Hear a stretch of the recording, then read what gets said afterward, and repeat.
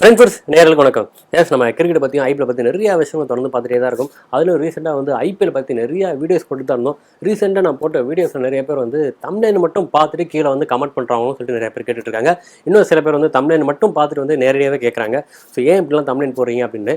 ஆக்சுவலாக வந்து தம்ப்நெயில் மட்டும் பார்த்துட்டு கீழே வந்து கமெண்ட்ஸ் போடுறவங்களுக்கு நான் என்ன சொல்கிறதுன்னு தெரியல. உள்ளே போய் நீங்கள் வீடியோ பார்த்தா தான் நான் என்ன பேசியிருக்கேன்னே தெரியும். அதுலேயும் குறிப்பாக வந்து லாஸ்ட் வீடியோவில் சிஎஸ்கே வந்து மொக்க டீமாக இல்லை சப்ப டீமான்னு போட்டிருந்தேன். ஸோ தம்ப்நெயில் பார்த்தோன்னா நம்ம சிஎஸ்கே ஃபேன்ஸ் ரொம்ப கோச்சிட்டாங்க. சில பேர் வந்து கீழே கமெண்ட்ஸ்லாம் வேறு போட்டிருந்தாங்க. நானும் அதை பார்த்துருந்தேன். ஸோ தம்ப்நெயில் பார்த்துட்டு ரொம்ப பொங்குறவங்களுக்கு உள்ளே போய் வீடியோஸ் பார்த்தா கண்டிப்பாக நிறைய விஷயம் தெரியும்னு நினைக்கிறேன். நான் மொக்கையா இல்லை சப்பையான்னு கேட்குறவங்களுக்காக தான் அந்த வீடியோவே நான் போட்டிருந்தேன். ஸோ பார்க்காதவங்க தெளிவாக போய் பார்த்தீங்கன்னா தெரியும் நினைக்கிறேன். ஸோ அதற்கடுத்து இப்போ வந்து நிறையா பேர் வந்து நம்ம சிஎஸ்கே பற்றி பேசிகிட்டே தான் இருக்காங்க. ரீசெண்டாக நம்ம அஸ்வின் அண்ணன் வந்து வேறு லெவலில் வந்து அதாவது இந்த மாதிரி கேட்குறவனுக்காக வந்து பதிலடி கொடுத்துருக்காங்க தான் கண்டிப்பாக சொல்லணும். அவர் மட்டும் இல்லை நிறையா பேர் வந்து சொல்லிகிட்டே தான் இருக்காங்க. அதிலும் குறிப்பாக வந்து அவங்க வீடியோவில் வந்து பீட்டா கவர் வந்து நிறைய விஷயம் கேட்டிருப்பாரு. ஸோ அதில் குறிப்பாக வந்து அவர் பாயிண்ட் அவுட் பண்ணி கேட்கக்கூடிய விஷயம் என்னென்னு பார்த்தீங்கன்னா, நம்ம சிஎஸ்கேல ஒரு ஹிட்டர் இல்லைப்பா. ஸோ அது வந்து நம்ம ஒத்துக்கிட்டு தான் ஆகணும். ஸோ ஹிட்டர் இல்லையே என்ன பண்ண முடியுன்ற மாதிரி அவர் கேட்க ஆரம்பிச்சிட்டாரு. ஸோ அதற்கெல்லாம் பதிலீடு கொடுக்குற மாதிரி அவரை மாதிரி இன்னும் நிறைய பேர் கேட்டுட்டு தான் இருக்காங்க. ஸோ அவங்க எல்லாத்துக்குமே கேட்கக்கூடிய ஒரு பதில் என்ன பார்த்தீங்கன்னா, ஆக்சுவலாக இந்த அஸ்வினா தான் கேட்டிருந்தாரு. ஸோ அவர் வந்து திரும்ப பீடாக் பார்த்து கேட்டிருப்பாரு. சரி, ஓகே, நீங்கள் சொல்லுங்கள், லாஸ்ட் 3 இயர்ஸாக வந்து நம்ம சிஎஸ்கேல பவர் ஹிட்டர்னு சொல்லிட்டு யார் இருந்தால் சொல்லுங்கன்ற மாதிரி அவர் கேட்டிருந்தாரு. அதாவது 5th ப்ளஸில் 6th ப்ளஸில் யார் இருந்தாங்க அப்படின்னு. ஸ்பெஷல் இப்போ இருக்கிற அதே பிளேயர்ஸ் அப்போ இருந்தாங்க. ஆனால் அவர் சொன்ன விதம் என்னென்னு பார்த்தீங்கன்னா, அடிஷ்னலாக வந்து ராய்டு இருந்தார். ஸோ 2வது உத்தப்பா இருந்தாங்க. ஸோ ராய்டு உத்தப்பா மாதிரி ஒரு ஆட்கள் இப்போ இல்லையான்னு நிறைய பேர் கேட்கலாம். ஸோ என்னை பொறுத்த வரைக்கும் அவங்க இடத்த ரீப்ளேஸ் பண்ணுறதுக்காக தான் தீபக் ஹூடாவை கொண்டு வந்திருக்காங்க கண்டிப்பாக நான் சொல்வேன். ஸோ அவர் மட்டும் இல்லை, விஜய் சங்கரும் கூட இருக்கான்னு சொல்லிட்டு நம்ம தெளிவாகவே இந்த இடத்துல மென்ஷன் பண்ணிக்க விரும்புகிறேன் தான் நான் சொல்வேன். ஸோ ராய்டு எப்படியோ உத்தப்பா எப்படியோ அவங்களோட நல்லாவே பெஸ்ட்டாக பெர்ஃபார்மன்ஸ் பண்ணக்கூடிய ஆட்கள் தான் தீபக் ஹூடா அண்ட் விஜய் சங்கர் தான் கண்டிப்பாக நான் சொல்லுவேன். இதை வந்து எத்தனை பேர் ஒத்துக்கிறீங்கன்னு தெரில. ஸோ நம்ம சிஎஸ்கே டீம் வந்து பார்க்கும்போது ரொம்ப சாதாரணமாக தெரியும். ஆனால் வந்து விளையாடும்போது ரொம்ப வயலண்ட்டாக விளையாடுவாங்கன்ற மாதிரி தான். ஆக்சுவலாக இப்போது ட்ரெண்டுக்கு ஏற்ற மாதிரி சொல்லணும்னா கண்டிப்பாக புஷ்பா டெல்லாக் வந்து நம்ம சிஎஸ்கே தான் மேட்ச் ஆகும் தான் கண்டிப்பாக நான் சொல்லுவேன். ஸோ ஃப்ளவர் கிடையாது, ஃபயர்ன்ற மாதிரி தான் இருப்பாங்க. ஸோ பார்க்குறதுக்கு எப்படி வேணால் இருக்கலாம். ஆனால் நம்ம ஆன்ஃபீல்டுன்னு வரும்போது எப்படி ஃபயர் ஆகிறாங்கன்னு தான் ரொம்ப முக்கியமான விஷயன்ற மாதிரி இப்போ நான் சொல்ல நிறைய பேர் சொல்லிட்டு தான் இருக்காங்க. ஸோ வெயிட் பண்ணி பார்ப்போம் நம்ம சிஎஸ்கே பர்ஃபார்மன்ஸ் எப்படி இருக்குன்றது. ஸோ அதுக்கு முன்னாடி இன்னும் நிறைய விஷயங்கள் அவர் சொன்ன விதம் என்னென்னு பார்த்தீங்கன்னா, நம்ம பவுலிங் ஆப்ஷன் வந்து எக்கச்சக்கமாக இருக்குன்னு தான் சொல்லியிருந்தாங்க.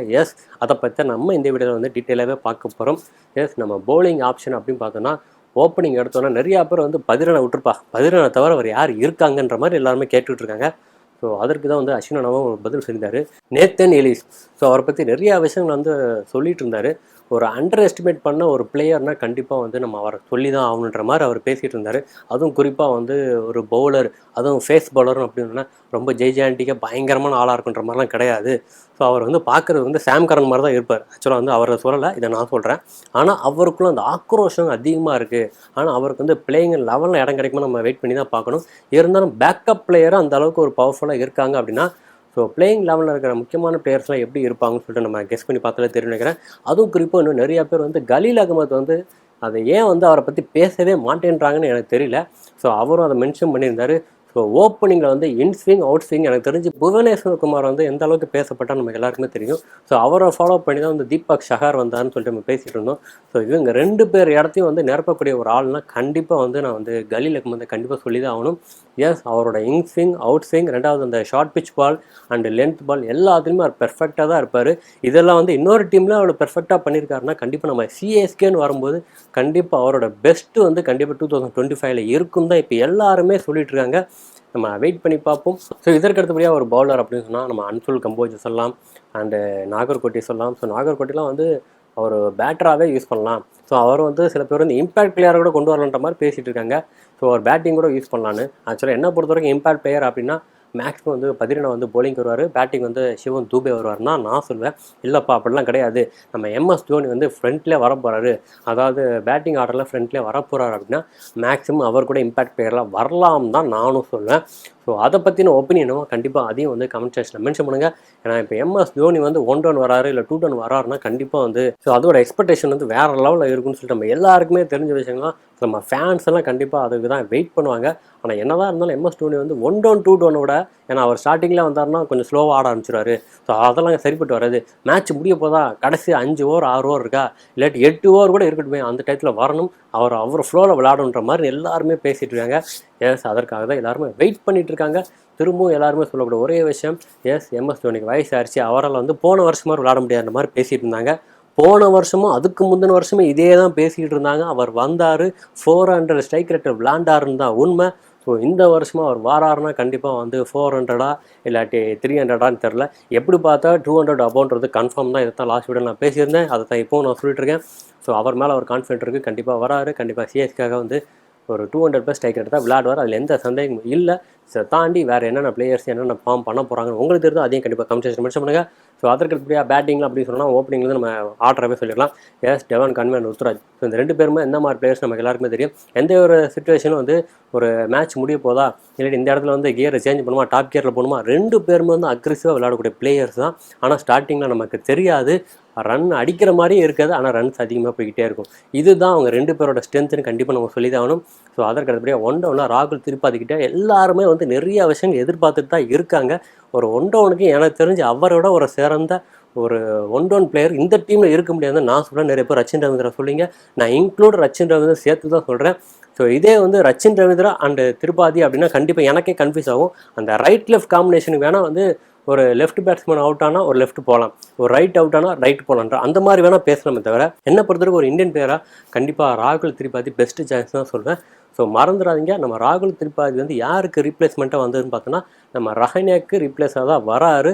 ஸோ ரஹானேவோட கம்பேர் பண்ணும்போது கண்டிப்பாக அவர் வந்து இன்னும் நல்லா பூஸ்டப்பாக தான் இருப்பார், எந்த சந்தேகமும் இல்லை. ஸோ எப்படி பார்த்தாலுமே லாஸ்ட் இயர் சிஎஸ்கேவோட இப்போ இருக்கிற சிஎஸ்கே கம்பேர் பண்ணால் எல்லாத்துலேயும் ஒன்று பெஸ்ட்டாக தான் இருக்கும், அதுதான் உண்மை. ஸோ வெயிட் பண்ணி பார்ப்போம். நிறைய பேர் சொல்லக்கூடிய ஒரே விஷயங்கள், லாஸ்ட் இயர் வந்து போலிங் ஆப்ஷன் நிறையா இருந்துச்சு, இந்த தடவை இல்லை. ஸோ ஆக்சுவலாக வந்து இந்த வருஷம் தான் வந்து போலிங் ஆக்ஷன் அதிகமாக இருக்குன்னு தான் உண்மை, அதை நம்ம ஒத்துக்கிட்டு தான் ஆகணும். எஸ், அதுதான் வந்து நிறையா பேர் இப்போ சொல்லிட்டு இருக்காங்க. ஸோ கடப்பாறையில் என்னன்னு சொல்லிட்டு மும்பை பார்த்தோன்னா பயங்கரமாக தெரியும், இன்னும் சில எக்ஸாம்பிள்லாம் நிறைய பேர் சொல்லியிருந்தாங்க. ஸோ இந்த மாதிரி டீம்லாம் தோக்கடிக்க முடியாது, அதெல்லாம் ரொம்ப கஷ்டன்ற மாதிரி எல்லாருமே பேசிகிட்டு இருந்தாங்க. ஆனால் அந்த மாதிரி டீம்ஸ்லாம் வந்து எங்கே இருக்குன்னே தெரியாமல் நிறைய தடவை போயிருக்கு. நான் மும்பையை சொல்லலை, நான் இதுக்கு முன்னாடி தான் மற்ற டீம்ஸ் தான் சொல்லிட்டு இருக்கேன். நான் மும்பை ஃபேன்ஸ் ஒன்று கீழே வந்து குதிச்சுருவாங்க, அது எப்படி என்ன சொல்லலாம் அப்படின்னு. எப்பவுமே நம்ம ஃபேன்ஸ்ட்டு ஒரு விஷயம் பார்த்தீங்கன்னா, நம்ம என்ன சொல்ல வரோன்றதை விட்டுருவாங்க, நம்ம என்ன கன்வே பண்ண வரோன்றது விட்டுருவாங்க. ஒரு எக்ஸாம்பிள் எதாவது சொன்னால் அதை பிடிச்சிப்பாங்க. அதுதான் வந்து இப்போ இருக்கிற ஃபேன்ஸ் மத்தியில் ஒரு பெரிய விஷயமா பார்க்கப்பட்டுருக்கு. ஸோ தமிழன் மட்டும் பார்க்காம உள்ளே போய் டீட்டெயிலாக வந்து வீடியோஸ் பார்த்து அதில் ஏதாவது குறைகள் இருந்தால் கண்டிப்பாக அதே கமெண்ட் மென்ஷன் பண்ணுங்கள். ஸோ நான் இப்போ சொன்ன விதத்தில் வந்து பவுலிங் அண்ட் பேட்டிங் எனக்கு தெரிஞ்சு நிறைய பேர் சொல்லிகிட்டே இருக்கலாம். ஸோ இது எல்லாத்தையும் தாண்டி நம்ம குர்ஜப்ரீத் சிங் வந்து அவர் வந்து இம்பாக்ட் பிளேயராக வந்து நல்லாயிருக்கும் இப்போ நிறையா பேர் வந்து பேசிகிட்டு இருக்காங்க. ஸோ என்னை பொறுத்த வரைக்கும் இம்பாக்ட் பிளேயர் கண்டிப்பாக 13 தான் இருப்பார், அது எந்த ஒரு ஆப்ஷனுமே இல்லை. ஸோ 13 பார்த்தீங்கன்னா 8 ஓவருக்கு மேலே தான் வரப்போகிறாரு. ஸோ மேக்ஸிமம் வந்து ஃபஸ்ட்டு ஸ்பெல் வந்து சரியாக இல்லை, விக்கெட் விழலான்ற மட்டும் தான் 13 வருவார்.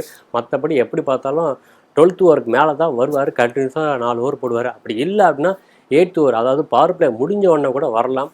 ஸோ பவர் பிளேயர்லும் யூஸ் பண்ணலாம். ஸோ எக்கச்சக்க ஆப்ஷன்ஸ் இருக்குன்றதா உண்மை. இது எல்லாத்தையும் தாண்டி நம்ம அஸ்வின் அண்ணாவே அண்டு நூர் அஹ்மத்தை கண்டிப்பாக நம்ம பேசி தான் ஆகணும். ஸோ டைம் கிடைக்கும்போது கண்டிப்பாக ஜடேஜாவும் வந்து பார்த்திங்கன்னா கண்டிப்பாக 2 ஓவர் போடுவார். அதுலேயும் குறிப்பாக வந்து தோனி வந்து எதற்காக ஜடேஜா யூஸ் பண்ணாரு அப்படின்னு பார்த்தீங்கன்னா, இப்போ ஓவர்ஸ் வந்து ரொம்ப லேக் ஆகுது, ஆக்சுவலாக வந்து டைமிங் முடிஞ்சு ஒரு ஓவர் வந்து பிஹைண்டாக போகிறோம் அப்படின்னா கண்டிப்பாக வந்து லாஸ்ட் ஓவர் 2 ஓவரில் வந்து ஃபீல்டர்ஸ் வந்து உள்ள நிற்பாங்க. ஸோ அந்த மாதிரி ஒரு சுச்சுவேஷன் வந்து சிஎஸ்கே வந்துடக்கூடாதுன்றக்காகவே ஜடேஜா டக்குன்னு யூஸ் பண்ணிடுறாரு.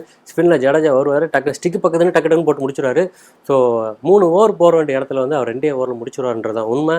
ஸோ அதன் மூலமாக வந்து டைமிங்கும் சேவ் ஆகும். ஸோ இந்த மாதிரி விஷயங்கள் எல்லாமே சிஎஸ்கேக்கு ஒரு ப்ளஸ்ஸாக தான் பார்க்கப்படுது. இதே விஷயங்கள் தான் கண்டிப்பாக வந்து நம்ம கேப்டன் ருத்துராஜும் வந்து ஃபாலோ பண்ணுவார்னு இப்போ எல்லாருமே சொல்லிட்டு இருக்காங்க.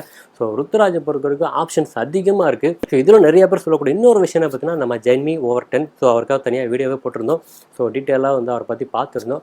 ஸோ அவருக்கு வந்து சென்னை கண்டிஷன் வந்து செட் ஆகுமா, இப்போ அதை தான் எல்லாருமே யோசிச்சுட்டு இருக்காங்க. ஸோ கண்டிப்பாக வந்து நம்ம சிஎஸ்கேவோட ட்ரைனிங் செக்ஷன் வந்து கொஞ்சம் வந்து முன்னாடியே தான் இருக்கும்.